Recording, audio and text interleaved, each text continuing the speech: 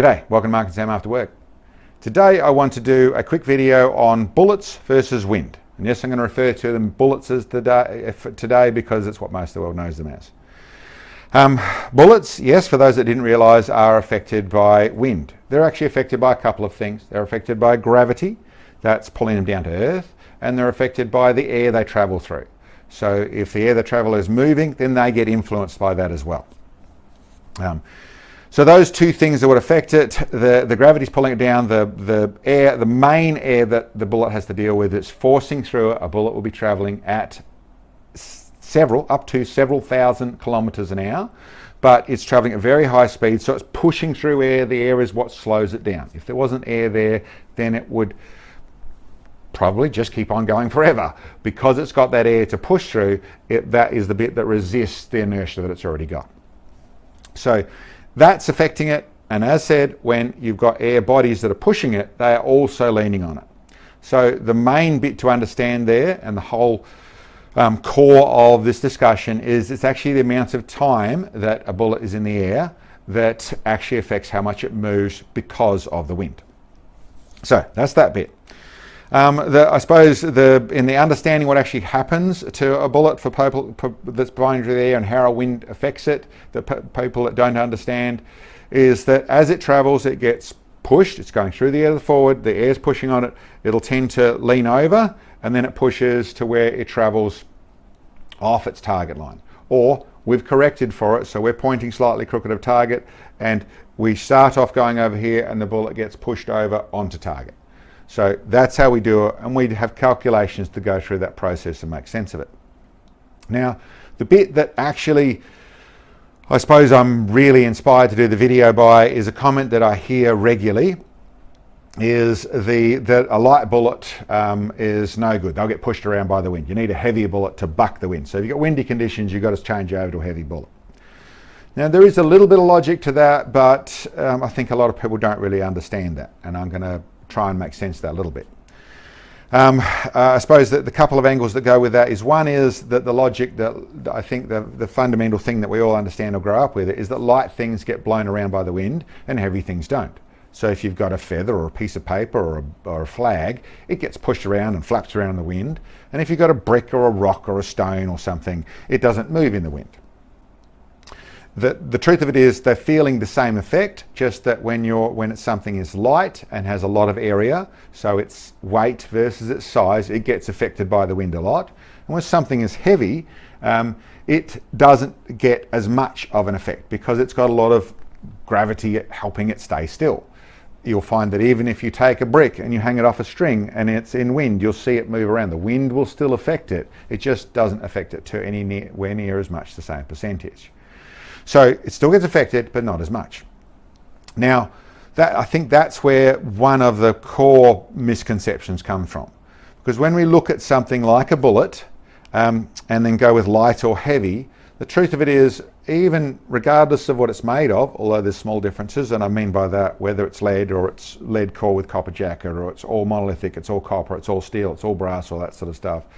In the real conversation of feather versus stone in the way of light for its area and heavy for its area, well, they're all stones. Bullets are all heavy. It doesn't matter light ones, or if they're light ones, heavy ones, or whatever. They're all largely heavy versus their size. It's their size that differences. Now, the bit that where this light versus heavy actually affects things is in what's called the ballistic coefficient. The ballistic coefficient has a fair few factors to it, but the main ingredient is it's a mathematical number put to the efficiency of the shape of that bullet projectile cutting through the air. So like a speedboat versus a tugboat. A speedboat, nice and smooth and sharp shape, so it can sail through the water really nice and quickly, push through the water nice and quickly. A tugboat being far more square shape, far more brick shape, because not made to go fast, it's just made to pull things around at slow speed. So it doesn't need the shape for efficiencies to go through the water. Not quite true, but you get the idea. And what that simply means is, as I said at the beginning of things, when a projectile is, one of its main things it deals with is pushing through the air at thousands of kilometres an hour. If you make it a smoother shape. We've got over this side some smoother shaped ones, over this side some more brick shaped ones. Well, the smoother shaped ones, although they're still affected by it, they push through it better, and so the wind slows them down at a lesser rate. So they are more efficient at travelling through there, so they don't slow down as fast. Now there are other things going to this, and this is where a little bit of the actual logic comes from, is that the ballistic coefficient raises for the inertia the projectile is carrying. So the heavier something is, the higher ballistic coefficient it has. It's only a part of that equation, but it does carry more because it's heavier. It also takes more energy to get it going, and there's all sorts of bits and pieces, but those are the two main factors of ballistic coefficient, the shape of it and the weight of it. So, if we look at, I suppose, what I'm really trying to describe there is if you've got something that slows down a lot to get to target, so that means that you have to give it more elevation in your shot because it's going to take longer to get there, that means effectively it's going to be in the air longer. And if you've got wind, it's going to get pushed further. So, that's where it starts to make a lie of the light is going to be pushed by the wind and heavy isn't. But let's do some comparisons here and make sense of this.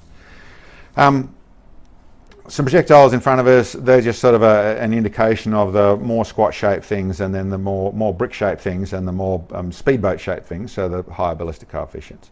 But I've got a couple of comparisons set up in the middle here. One is in the heavy versus light. The heavy should buck the wind better. Well, here's a direct contradiction of that. This is a 405 grain, 45 cal projectile. This is a 90 grain, 22 cal projectile. So definitely heavy versus light. When we do the ballistic coefficients on this, the 405 grain has roughly a 0.2. It's a G1 ballistic coefficient, so it's an old school number, still works, but that's a 0.2. And next to it has a that 90 grain has the ballistic coefficient of 0.5. I've got some numbers here rather than trying to remember it all in my head.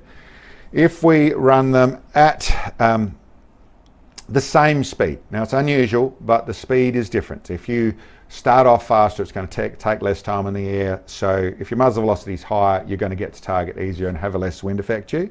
A little bit of an obvious, so I'm just going to run these at the same speed so that we're not doing any of the muzzle velocity thing comparison.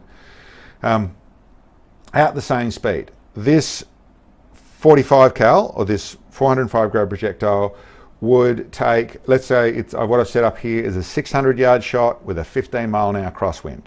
This one is going to take 21 minutes of correction to get to target, or it's going to get blown off target by 21 minutes of angle, which turns into 10 feet. It's going to be pushed roughly 10 feet off target.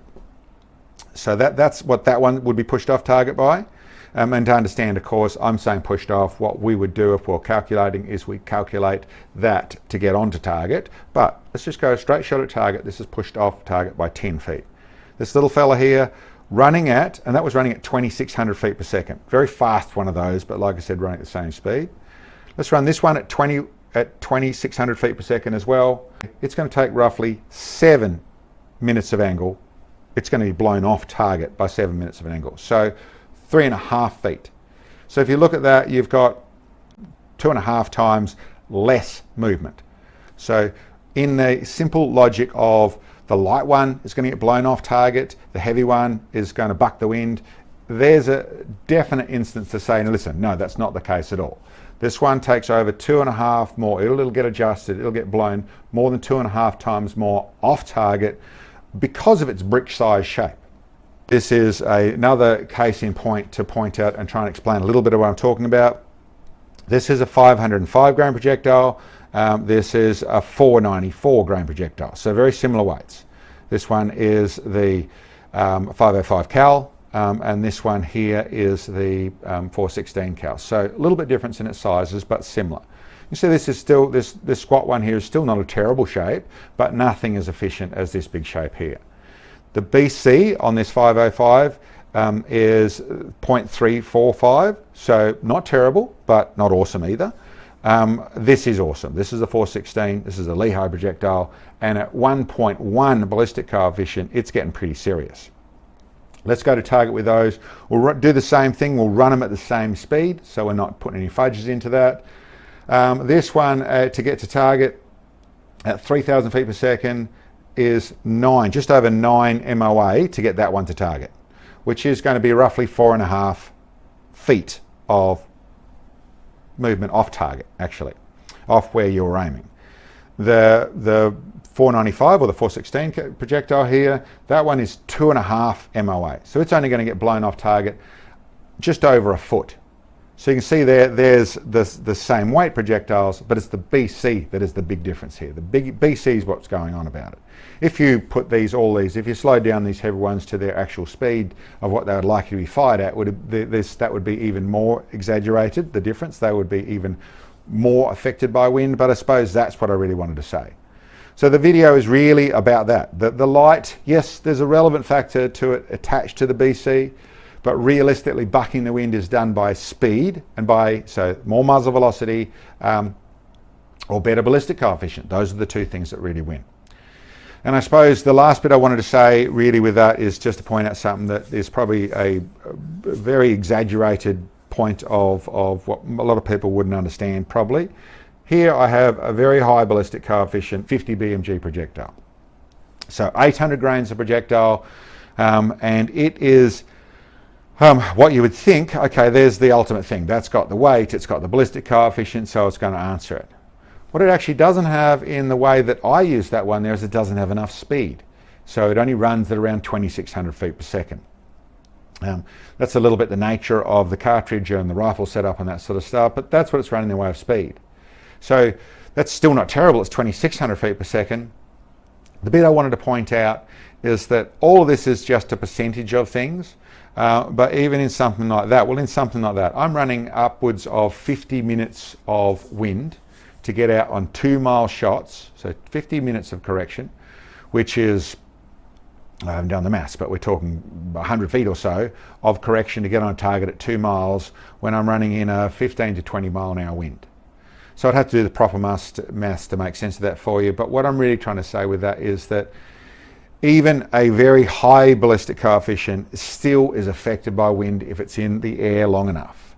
The simple truth of it, especially you look at something like this, yes, it's a nice shape, but it's still pretty big. So there's still a fair bit of area for that projectile to get pushed by the wind as it travels. So even though it's cutting through the wind well, it's still in the air a long time, which means it still gets affected.